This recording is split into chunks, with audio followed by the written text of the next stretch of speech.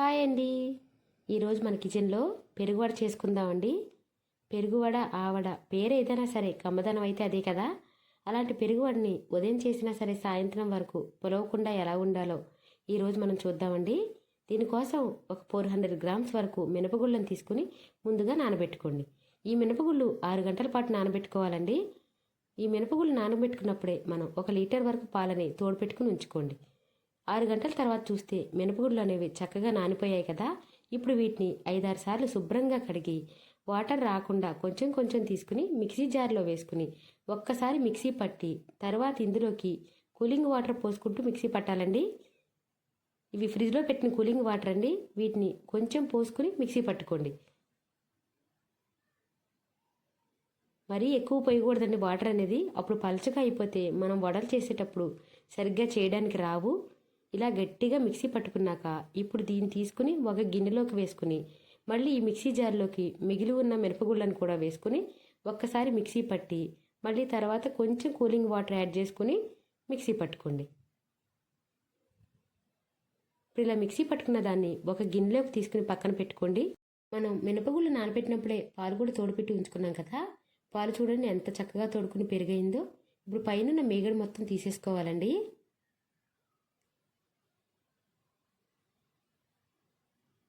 ఇప్పుడు ఈ పెరుగుని ఒక గ్లాసులోకి వేసుకుంటున్నాను. నేను మినపగుళ్ళు దేంతో అయితే నానబెట్టుకున్నానో దాంతో 2 గ్లాసుల వరకు పెరుగు తీసుకుంటున్నాను. మనం నానబెట్టుకున్న మినపగుళ్ళకి మనం మొత్తం వడల్లాగా చేసేస్తే 4 గ్లాసుల వరకు పెరుగు పడుతుందండి. అందులో నేను సగమే వడలు చేస్తున్నాను కాబట్టి 2 గ్లాసుల పెరుగు వేసుకున్నాను. అలాగే ఇందులోకి 1/2 గ్లాస్ వాటర్ కూడా పోసుకుని ఈ పెరుగు మొత్తం బాగా చిలకాలండి. పెరుగు చిలికాక రుచికి సరిపడా ఉప్పు వేసుకుని బాగా కలుపుకొని దీన్ని పక్కన పెట్టుకోండి.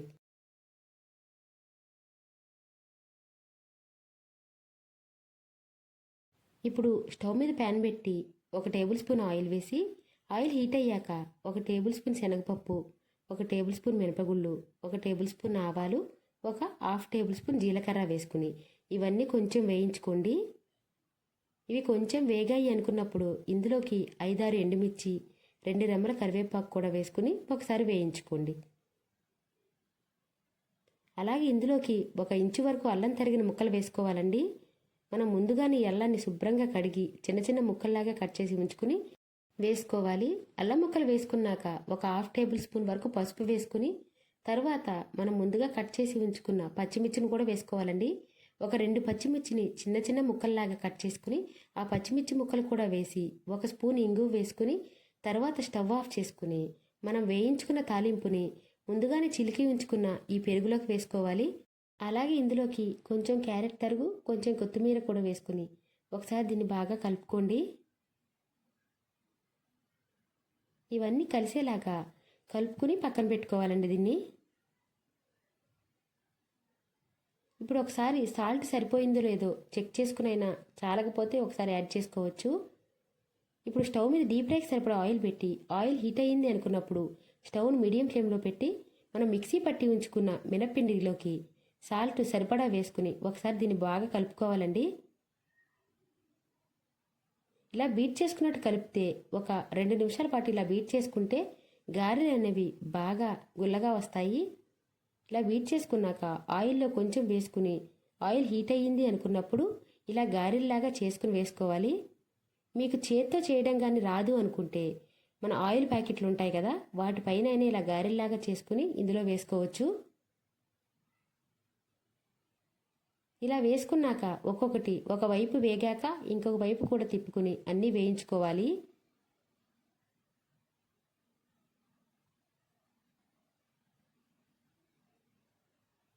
ఇలా ఈ కలర్ వచ్చే వరకు వేయించుకున్నాక ఇప్పుడు ఈ గారెలన్నీ తీసేయాలండి. ఇప్పుడు తీసేసిన వీటిని మనం ముందుగానే ఒక గిన్నెలోకి నీళ్లు రెడీగా పెట్టుకుని ఆ వాటర్లో వేసుకోవాలి. ఇలా ఈ వాటర్లో వేసుకోవాలండి. వాటర్లో వేసుకుని 1 నిమిషం పాటు ఈ వాటర్లో ఉంచి తర్వాత ఇలా పిండి తీసేసి మనం రెడీ చేసి ఉంచుకున్న పెరుగులో వేసుకోవాలి. ఈ వాటర్లో వేయడం వలన వడలు అనేవి బాగా పెరుగును పీల్చుకుంటాయి.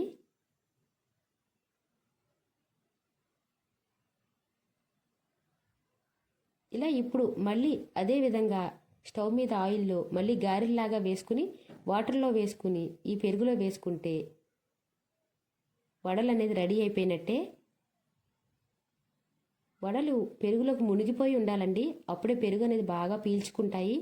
2 గంటల పాటు ఇలా వదిలేసి తర్వాత సర్వ్ చేసుకుంటే ఎంతో రుచికరమైన పెరుగువడ అనేది రెడీ అయిపోయినట్టే.